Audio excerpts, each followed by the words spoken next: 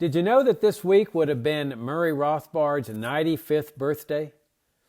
Join Richard Ebeling and me in this week's Libertarian Angle as we discuss Mr. Libertarian.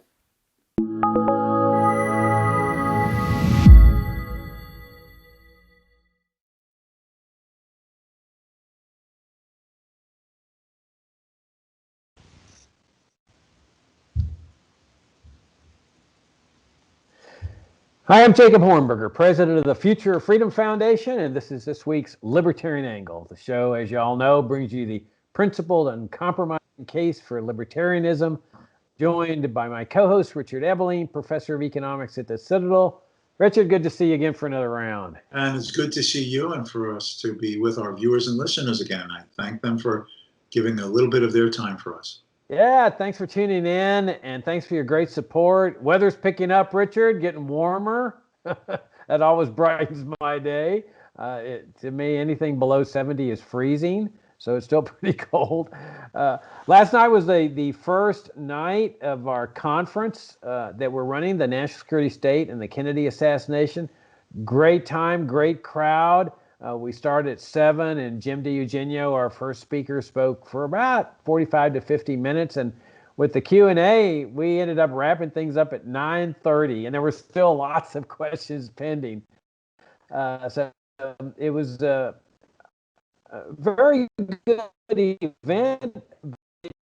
You watched it,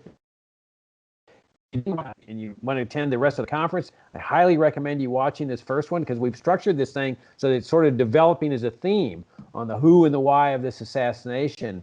And so it helps to follow these things in order. What Jim talked about was Kennedy's policy toward third world nations, which he had even before he became president, and which is what made him suspect in the eyes of the national security state. And you'll see why in Jim's talk. So Richard, okay, this week is Murray Rothbard's 95th birthday, if he were still alive. This is like Mr. Libertarian. Rothbard has been a giant in the libertarian movement, the libertarian philosophy.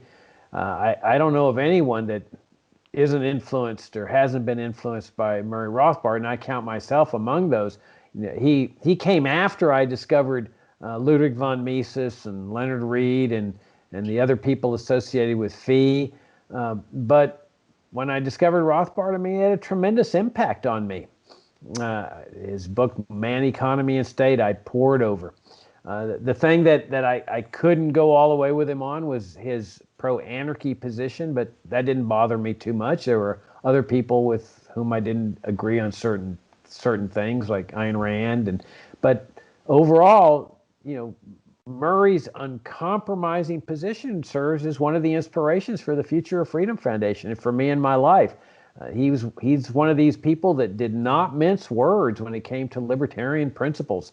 He was direct, he was forthright, he would not pull his punches, and I find that very attractive. Somebody who is unafraid to present in an unabashed way the principles of libertarianism. None of this reform-minded stuff that now characterizes the movement.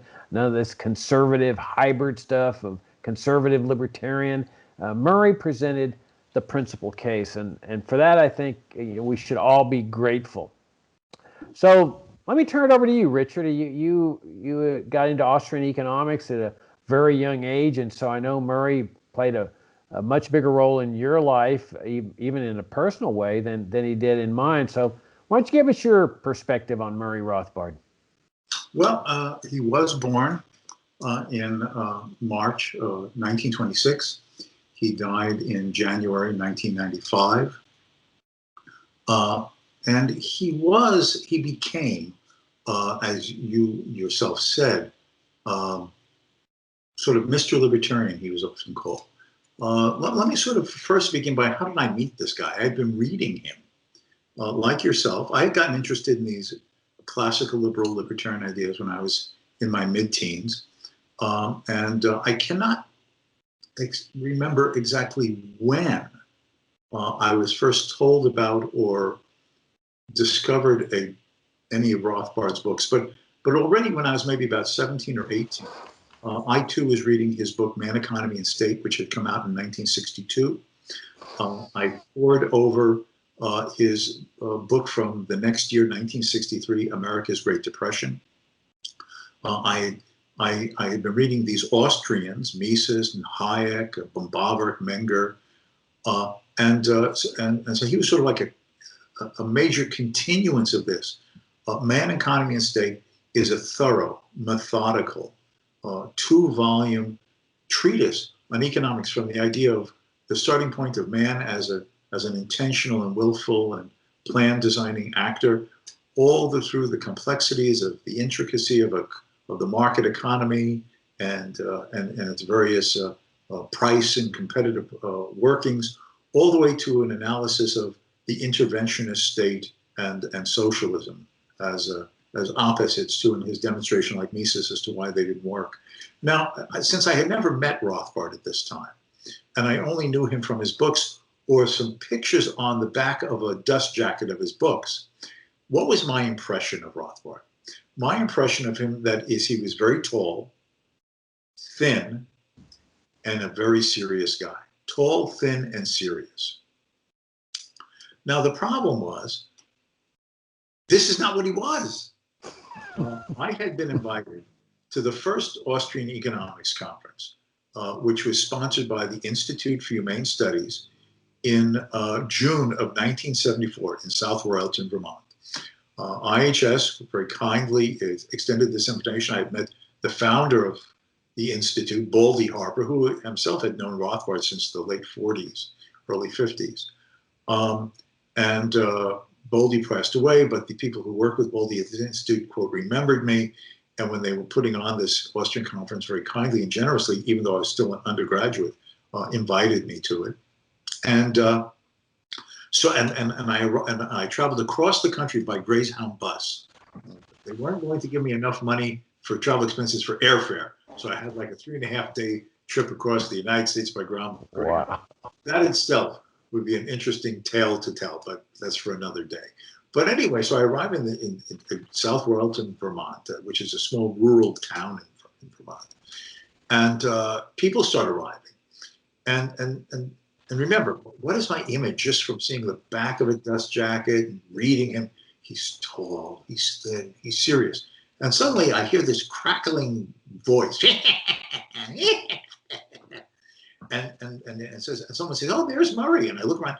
Here's this short guy who's rotund, cackling and joking. So what? This can't be Murray Rothbard. False imagery in your mind. And so that's how I met him. Now to give you an idea of what kind of fellow he was, we're at this conference for a week. And of course, Murray was one of the speakers, along with Israel Kirzner and Ludwig Lachmann, who gave a series of lectures during the week, all of which got published about 1.5 years later in a book called Foundations of Modern Austrian Economics, an important starting point volume of essays for the rebirth, the revival of the Austrian school. But Murray would hold court. You see, now it's evening time, and people start, going to their rooms to go to retire. Murray would hold court in like the restaurant or lounge area in this hotel, and he would be up until 3 o'clock in the morning. He would be regaling stories and jokes. He'd be singing songs, and he knew not just libertarian-oriented songs. Believe it or not, there were and are, but he also knew commie songs, and he started singing commie songs. He's singing the International, and then he knew Nazi songs. I mean, he's singing the Horse Vessel. I mean, he's an equal opportunity singer along the entire ideological spectrum. And as people are arguing about Austrian economics, people are discussing libertarian principles, and so now it get like about 2:30, 3 o'clock in the morning. And Murray's wife, Joey Rothbard, would come down from their room in the hotel and say, "Murray, you are giving a lecture at 8:30. You have to go to bed." And Murray, "Joey, I don't want to go to bed yet. No, please, Joey, I don't want to go." "Murray, but I have one more story." And she'd take him by the hand. "I don't want to go to bed." Grown man. Uh, But I mean, he was just a character, and he had an encyclopedic mind. Sure, not too long after this, I had started attending New York University for in part of the Austrian economics program there under Israel Kirzner. And I, of course, renewed my acquaintance with Murray. Murray lived on the west side of Manhattan, upper Manhattan. Very nice, around like, it must have been like a 6 or 8 room giant apartment, high ceilings. I mean, like really high ceilings. And virtually every room was wall-to-wall books from the floor to the ceilings. I mean, like just bookcases. And his reading was voluminous. He knew not just everything in economics, but his knowledge of history, ancient, medieval, modern, domestic, foreign, was immense. And then he knew philosophy, he knew sociology, he knew aesthetics, and he had a vast knowledge of the great works of literature. Now, one of his a close friend of Murray's was a delightful and now unfortunately almost forgotten libertarian writer named Roy Childs. Now, Roy Childs was sort of a libertarian prodigy. He got interested in these ideas, and he was brilliant. He read everything. He began writing, and he'd come from Buffalo, New York, and he would come to New York City, and he knew Murray. And he came like Murray's confidant, and he would stay in Murray's apartment whenever he'd visit New York. And the following story is one that Roy Childs told me. So he's staying over in Murray's apartment, and they're sitting in Murray's living room. Murray's on one couch, and Roy Childs is on the other. And they're both, just reading. They're not in a conversation, they're reading. And so Roy has his book, and he notices that Murray, he's holding a book, and he's doing like this.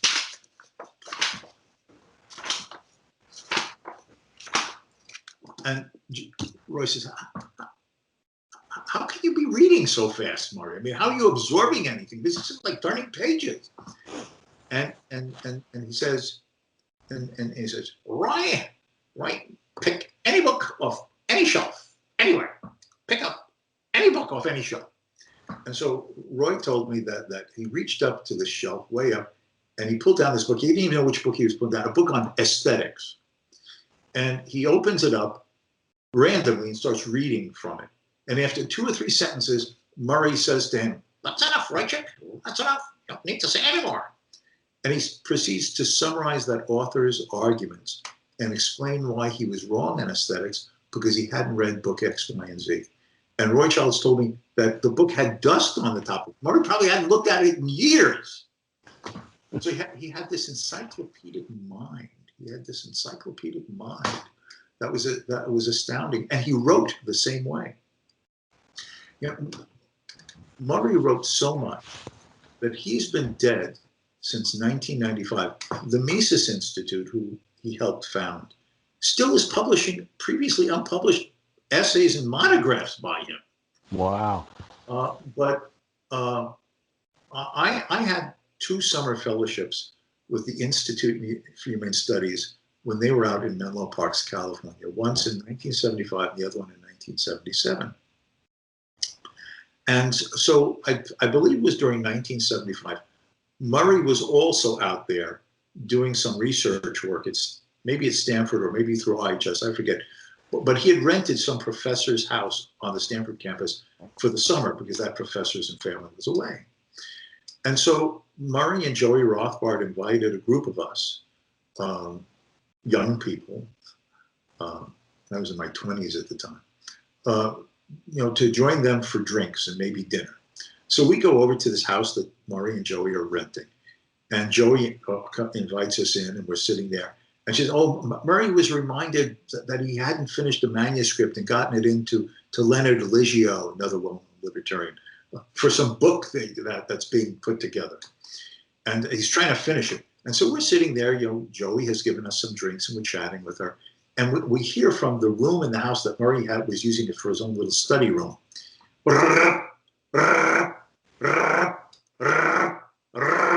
He's typing. like, on an old-fashioned typewriter. And he comes out like maybe about 20 minutes later. Told me I had this manuscript on it. Monstrous. I had to finish it today. And now this essay appeared in a book about New Deal foreign policy, edited by Leonard Lee, and Murray's essay to it is on New Deal international monetary policy or something, if I remember correctly.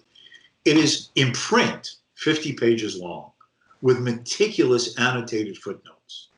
Murray did all of that in one go, no revisions.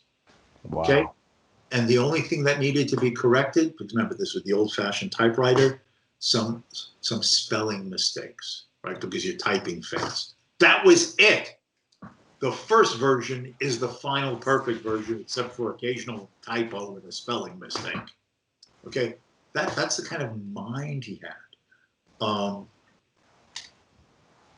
What else can I say about him? You mentioned Israel Kirzner and Ludwig Lochmann. For people that don't know who those names are, would you tell us who those were? Sure. Israel Kirzner was originally from South Africa. He had earned a undergraduate degree from the University of Cape Town. And his sister had been taking classes with this older Austrian economist named Ludwig Lochmann. Ludwig Lochmann had come from Germany, left it in 1933 because of Hitler, went to the London School of Economics. He already had a degree from the University of Berlin, but earned a second master's degree studying under F.A. Hayek at the London School of Economics in the mid-1930s, and ended up himself teaching at the University of Witwatersrand in South Africa in the years after the Second World War. And was known as a major contributor to Austrian capital theory. And Israel Kirzner's sister had taken some courses also at the University of Cape Town with a free market economist named W.H. Hutt. And in the classes, Hutt had referred to this other guy at the University of Witwatersrand, inland in South Africa, at Witwatersrand, and Lochmann. And so that name stuck and had stuck in his mind, and also the fact that his sister had mentioned some other economists that Hutt had mentioned to her, named Ludwig von Mises. And so now Israel Kirzner comes to NYU to get an advanced degree in business administration. Israel Kirzner was planning to be an accountant, okay? So he's now taking business classes at NYU, and he's looking through the catalog. He has to fill in things. And he sees that there's this night class, a graduate night class being offered by Ludwig von Mises. And he says, wait, this is this guy I heard about. I mean, he's not dead, he's alive? And so he signs up for this class of Mises's at NYU. Mises taught like a seminar once every semester in the Graduate School of Business Administration, not economics. And the way Kirzner tells his story is that he goes into class the first evening, and Ludwig von Mises begins his lecture by saying the market is a process. And as Israel Kirzner said in a reminiscence essay he did, what do you mean the market is a process? You know, he'd been taking some econ course. I thought the market is like a place you go to, like a bazaar. What does it mean that the market is a process? You know, so an abstraction rather than a concrete place with stalls where you buy, cookies or something. And he said that set him off to at the end of the day writing his own dissertation under Israel Kirzner, and then becoming himself a professor at NYU, where he taught until the beginning of the 21st century. But so that's who Israel Kirzner is. Now, Murray Rothbard never took formal classes under Ludwig von Mises. Murray had been going to school at Columbia University, and he was already becoming a conservative-libertarian. And he had heard about this new organization up in Irvington, New York. And this new organization was called the Foundation for Economic Education, FEE, founded by this guy, Leonard Reed. They'd set up in some mansion there. And so he went up there to meet these guys, and he meets Leonard Read, and he talks to Floyd Harper, Baldy Harper, who ended up leaving Fee and becoming the founder of the Institute of Humane Studies, as I mentioned. And Harper tells Murray, you have to read this book that's going to be coming out soon by an economist named Ludwig von Mises. And it looks like the book is going to be coming out later this year, and it's called Human Action. And Murray says, Human Action?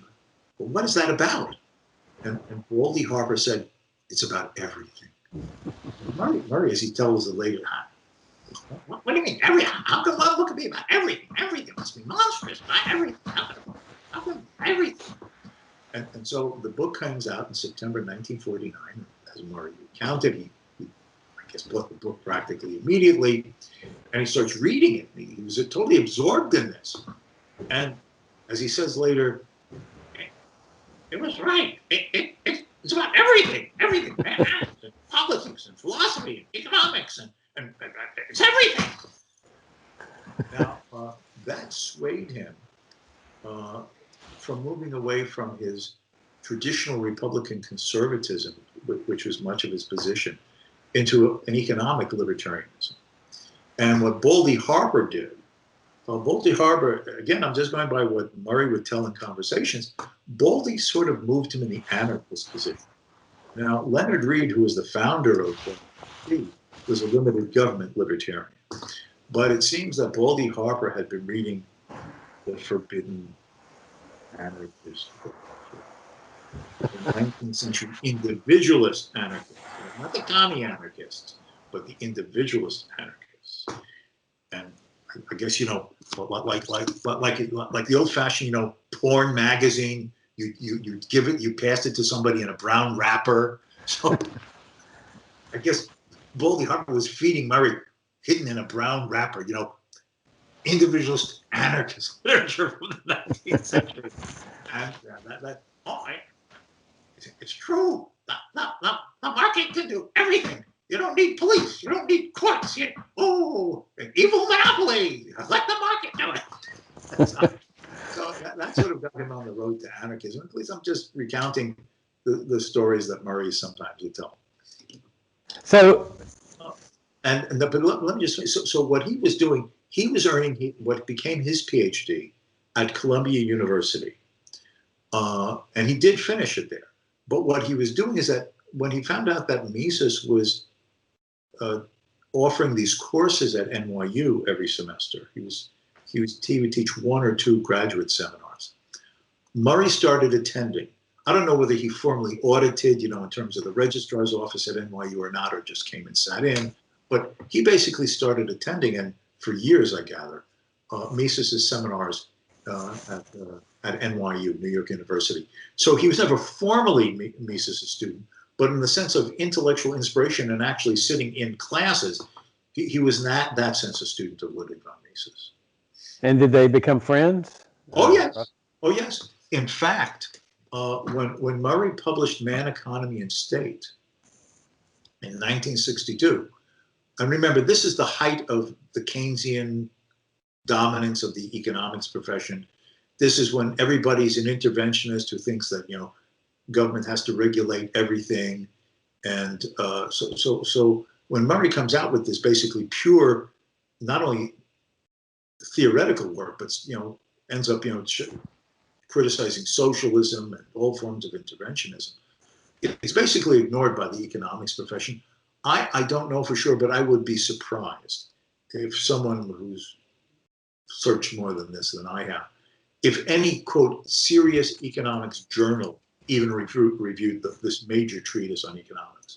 But who did review it? Ludwig von Mises. Wow. I believe it was in the New Individualist Review, which was a graduate student publication out of the University of Chicago, of which people like Ralph Raico were the editors. But anyway, and so Mises himself wrote this raving review of Man, Economy, and State.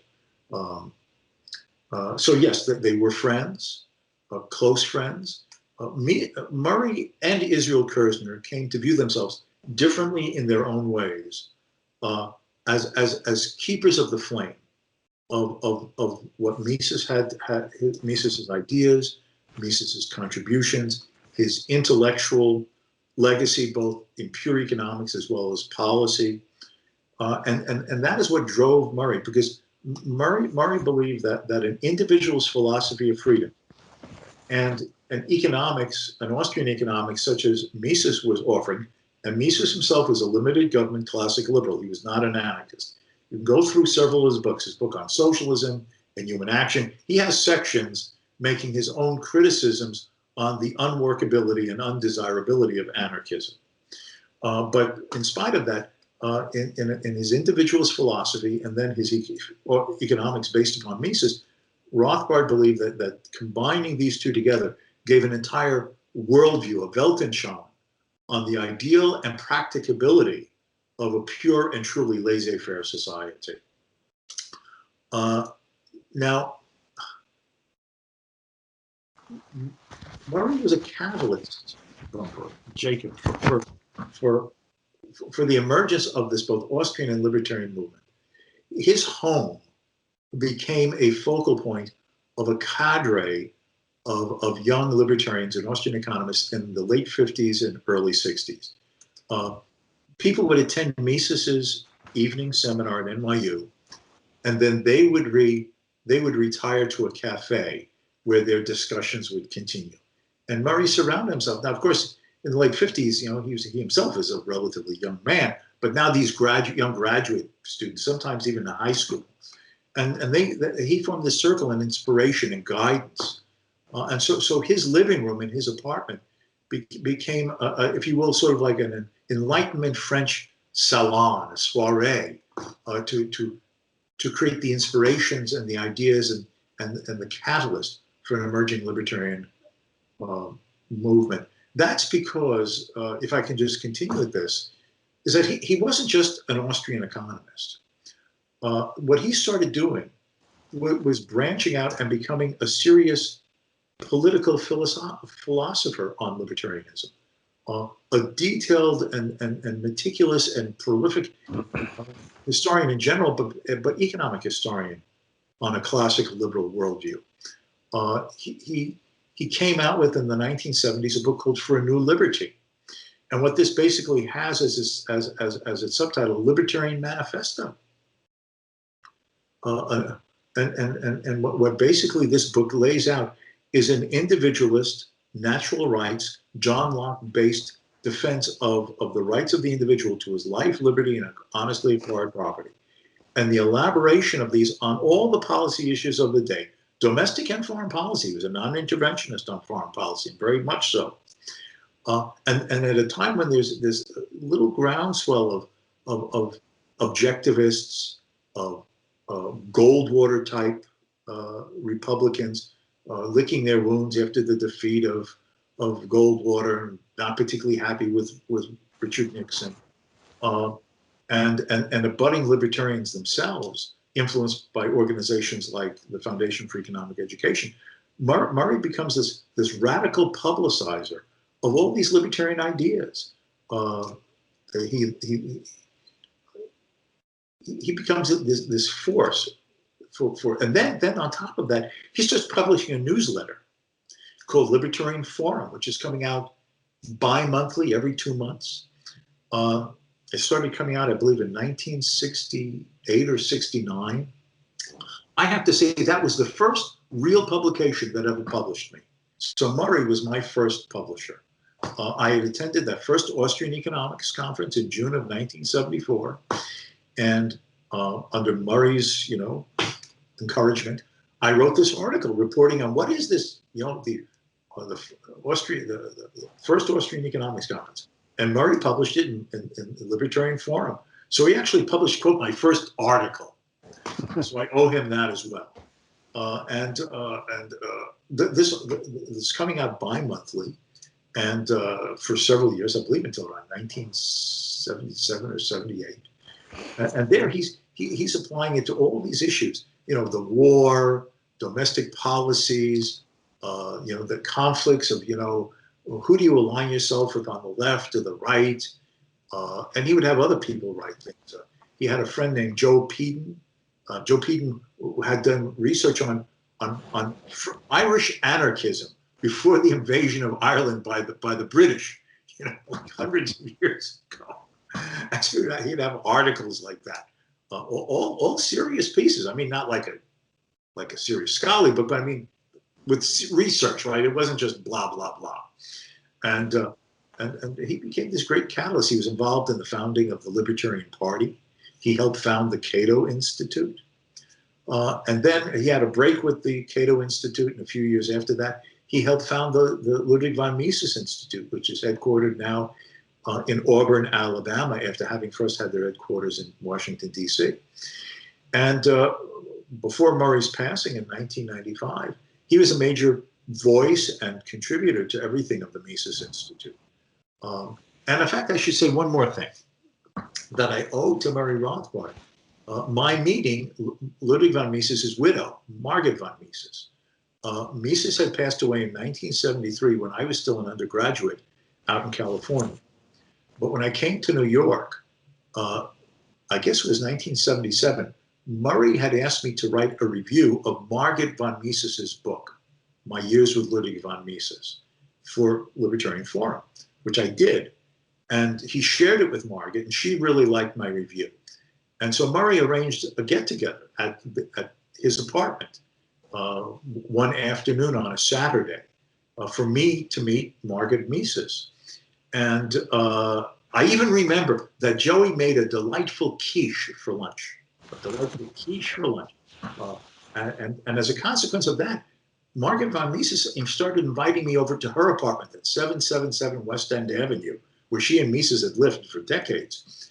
And I would go over there once or twice a month, and for tea and little afternoon sandwiches, talking with her, getting her personal stories about Mises and everything, and a story that we've already told on another occasion, how you came to meet Margaret as well because of this.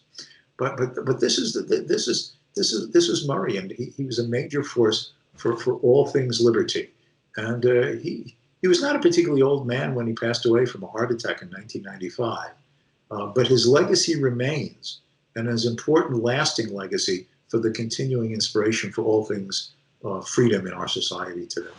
Yeah, that's an excellent memorial for him. Yeah, I as much as I enjoyed Man, Economy, and State, I greatly enjoyed his analysis of the Great Depression. But I also enjoyed his history, that series he wrote on the history of colonialism in America. And it just opened my eyes up as to, you think, oh, this is where freedom started. There was tremendous infringements on freedom during the colonial era. And Murray opened my eyes to that. But I want to share a personal story on Murray in our waning moments here. So I moved to Dallas from Laredo, Texas in 1983. Soon thereafter, I meet Richard. Richard's teaching economics at the University of Dallas. He's been brought in. I knew the head of the department there, Sam Bostaff, who was an Austrian economist. I put together what we call the Mont Dallas Society, modeled after the Mont Pelerin Society. Richard mentioned W.H. Hutt. Hutt was a member of our Mont Dallas Society. And we had this little group of Austrian economists, libertarian scholars that would meet every month and discuss at a different restaurant in Dallas and discuss some topic that the speaker wanted to discuss for that particular meeting. So, and of course, I hired Richard to tutor me in Mises's Human Action. And one day, Richard tells me that he's embroiled in this horrible controversy over something called hermeneutics. And I didn't understand what hermeneutics was, but it was way over my head. But it was something big intellectual controversy. And that this had really gotten Murray Rothbard really upset. That Richard's positions on hermeneutics was different from his. So Murray writes this article in which he refers to Richard as an ex-Misesian, like Richard's abandoned Austrian economics. And so Richard comes and tells me this. Now, I'm a practicing lawyer. So I said, well, Richard, let's write Murray a demand letter. And so I get my legal stationery and I write a letter to Murray. Now, remember, this is before the internet and everything. So I draft it up, I run it by Richard, and mail it, certified mail, and it says, "Dear Professor Rothbard, it's my understanding that you have referred to Richard as an ex-Misesian in this article. This is libelous, and we're going to hold you to account for it. You have caused Richard terrible infliction of emotional distress, and you have harmed relations with his wife, because now his wife has doubts about Richard's devotion to Austrian economics, and so we're suing you for loss of consortium, a legal doctrine. And so we're demanding that you retract this publicly, or we're going to use the court system, the organized means of coercion and compulsion, which is a euphemism for the state, to force you to comply with dictates of society, of societal norms. And then we copied it and sent it all over the movement. So, because of course there was no internet or fax machines or stuff. Well, I don't know, a couple months later, we're at a conference and Richard sees Murray there, and I'm there too. So he takes me over to Murray, and I had never met Murray before. And he says, "Murray, how are you? Good to see you." "Hello, Richard." He says, "I'd like to introduce you to my lawyer, Jacob Hornberger." And he just coolly says, "Hello." And I shook out my hand, I put out my hand, and I said, "Oh, it's a great honor to meet you, Professor Rothbard." And he says, "Oh, thank you." You know, he was very formal because Joey told Richard, Murray's wife, that he thought it was serious. He didn't realize that it was just all ridicule, that we were making fun of this whole controversy. And that he apparently had told his wife, or not apparently, his wife relayed to Richard that he had said, "I'm going to hire the best lawyer in New York. I will beat them in court." So we ended up a nice retaliatory measure through ridicule. That was a great memory, Richard, my meeting of Murray Rothbard. So anyway, Richard, that's a very nice synopsis of Murray. He definitely was Mr. Libertarian. He was a tremendous force for positive outcomes in the libertarian movement. He still influences people today. Absolutely. All right. On that note, we'll wrap it up. Enjoy the visit, Richard, and thanks for tuning in. Again, subscribe to our YouTube channel and subscribe to FFF Daily and to our monthly journal. Attend our conference. The conference website's at fff.org. It continues next Wednesday, with Mike Swanson's talk on the origins of the Vietnam War and the national security state. And Richard, I'll see you next week. Until next time.